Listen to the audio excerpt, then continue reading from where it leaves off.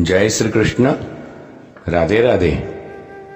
प्रिय आत्मीय जनों, राधे सत्संग में आज हम एक छोटा सा, एक नन्हा सा, एक प्यारा सा प्रसंग सुनेंगे। लेकिन मुझे यकीन है कि इस सत्संग में, इस वार्ता प्रसंग सुनने के बाद आपकी जिंदगी में बड़ा परिवर्तन आ सकता है और भगवान के प्रति अपनी श्रद्धा जरूर बढ़ सकती है। लेकिन इससे पूर्व आपने राधे सत्संग चैनल को अब तक सब्सक्राइब न किया हो तो जरूर कर लेना, जिससे आपको हर सत्संग की जानकारी नोटिफिकेशन से मिलती रहे। और हाँ, यदि ये सुंदर वार्ता प्रसंग आपको पसंद आए तो इस वीडियो को लाइक करके शेयर जरूर करना, तो इससे आपके कई अन्य मित्र लाभान्वित हो सके। तो प्रिय आत्मीय जनों, श्री वल्लभ की प्रेरणा से प्रेरित होकर राधे सत्संग में ये सुनहरा प्रसंग देखे, सुने कि जिसको सुनने के बाद न केवल आपकी जिंदगी बदल सकती है, किंतु प्रभु प्रत्यय की आपकी श्रद्धा का अभिगम कई गुना बदल सकता है। एक बार एक व्यक्ति गाड़ी से उतरा, बड़ी तेजी से एयरपोर्ट में घुसा। जहाज उड़ने के लिए तैयार ही था। उसे किसी बहुत इंपॉर्टेंट कार्यक्रम में पहुंचना था, जो खास उसी के लिए आयोजित किया जा रहा था। वह जाकर अपनी सीट पर बैठ गया और जहाज उड़ गया। अभी कुछ दूर ही जहाज उड़ा था कि जहाज के कैप्टन ने घोषणा की, तूफानी बारिश और बिजली की वजह से जहाज का रेडियो सिस्टम ठीक से काम नहीं कर रहा, इसलिए हम पास के एयरपोर्ट पर उतरने के लिए विवश हैं। जहाज उतरा, वह बाहर निकलकर कैप्टन से शिकायत करने लगा कि उसका एक एक मिनट कितना कीमती है और होने वाले कार्यक्रम में उसको पहुंचना बहुत जरूरी है, जो कि उसके लिए ही केवल आयोजित किया गया था। बहुत बड़ा कार्यक्रम, बहुत बड़ा सम्मान उसको मिलने वाला था। पास खड़े दूसरे यात्री ने उसे पहचान लिया और बोला, डॉक्टर पटनायक, आप जहां पहुंचना चाहते हैं ना, टैक्सी द्वारा चले जाओ, यहां से केवल 3 घंटे में पहुंच सकते हैं। डॉक्टर साहब ने उसको धन्यवाद किया और टैक्सी लेकर निकल पड़ा। लेकिन ये क्या, आंधी, तूफान, बिजली, बारिश, इसमें गाड़ी चलाना इतना मुश्किल हो गया। फिर भी ड्राइवर चलता रहा। अचानक ड्राइवर को आभास हुआ कि वो रास्ता भी अब तो भटक चुका है। ना उम्मीदी के उतार चढ़ाव के बीच उसे ऐसे वातावरण में एक छोटा सा घर दिखा। इस तूफान में वहीं गनीमत समझकर गाड़ी से नीचे उतरा और दरवाजा खटखटाया। आवाज आई, जो कोई भी अंदर आ जाए, दरवाजा खुला ही है। अंदर गया तो एक बुढ़िया आसन बिछाए भगवत गीता पढ़ रही थी। उसने कहा, मां जी, अगर आज्ञा हो तो मैं आपका फोन इस्तेमाल करूं?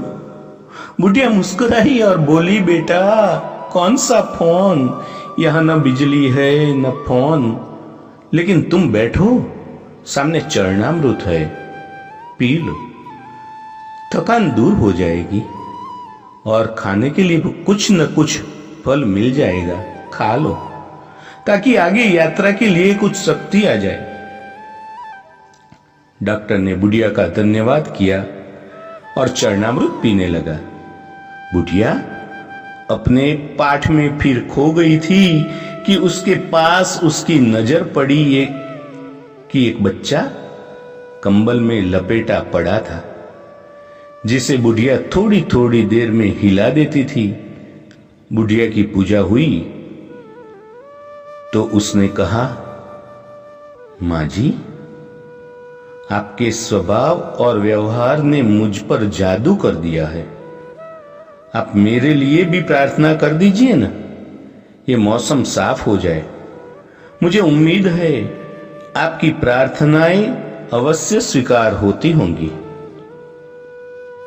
बुढ़िया बोली, नहीं बेटा, ऐसी कोई बात नहीं है। तुम तो मेरे अतिथि हो और अतिथि की सेवा ईश्वर का आदेश है। मैंने तुम्हारे लिए भी प्रार्थना की है। परमात्मा की कृपा है, उसने मेरी हर प्रार्थना सुनी है। एक सच्चे दिल से की गई प्रार्थना परमात्मा जरूर सुनते हैं। परमात्मा की कृपा से मेरी हर प्रार्थना कामयाब हुई है। बस एक प्रार्थना और मैं उससे मांग रही हूं, शायद जब चाहेगा उसे भी स्वीकार कर लेगा। कौन सी प्रार्थना? डॉक्टर बोला। बुढ़िया बोली, ये जो 2 साल का बच्चा तुम्हारे सामने अधमरा पड़ा है ना, मेरा पोता है। न इसकी जिंदगी में मां जिंदा है न बाप जिंदा है। इस बुढ़ापे में इसकी जिम्मेदारी मुझ पर है। डॉक्टर लोग कहते हैं इसे कोई खतरनाक रोग है जिसका वो उपचार नहीं कर सकते, और कहते हैं कि एक ही नामवर डॉक्टर यहां इस दुनिया में है, वो उसका इलाज कर सकते हैं। क्या नाम बताया था उसका? हां, डॉक्टर पटनायक। वह इसका ऑपरेशन कर सकता है। लेकिन मैं बुढ़िया कहां उस डॉक्टर तक पहुंच सकती हूं? लेकर जाऊं भी तो पता नहीं वह देखने पर भी राजी होगा या नहीं होगा। डॉक्टर के पास जाना इतना सरल नहीं था। बस अब तो ये बंसी वाले से ही ये मांग कर रही थी कि वह मेरी मुश्किल आसान कर दे। डॉक्टर की आंखों से आंसू की धारा बहने लगी। वह रोने लगा। इतना रोया, फुट फुट कर रोया और बराई हुई आवाज में बोला, माही, आपकी प्रार्थना ने तो ये हवाई जहाज को भी नीचे उतार लिया। आसमान पर बिजलियां रुक मुझे रास्ता बुलवा दिया ताकि मैं यहां तक खींचा चला जाऊं। हे भगवान, मुझे विश्वास ही नहीं हो रहा है कि एक प्रार्थना स्वीकार करके अपने भक्तों के लिए इस तरह भी सहायता कर सकता है। मां जी, मैं ही वो डॉक्टर पटनायक हूं। क्या भगवान सही में हमारी प्रार्थना सुनते हैं? प्रियजनों, एक सच्चे दिल से की गई प्रार्थना क्या कर सकती है? दोस्तों, वह सर्वशक्तिमान है। परमात्मा के भक्तों, उससे लगाकर तो देखो। जहां जाकर प्राणी असहाय हो जाता है, वहां से उसकी परम कृपा शुरू होती है।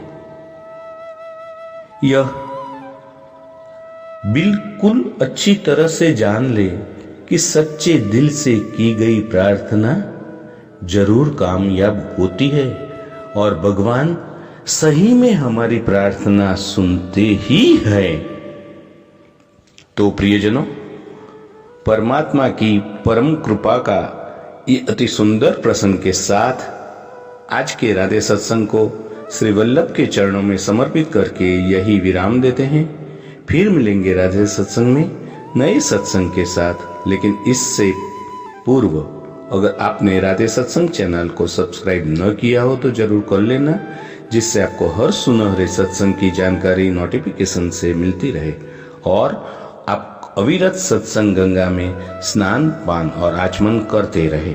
जय श्री कृष्ण। राधे राधे।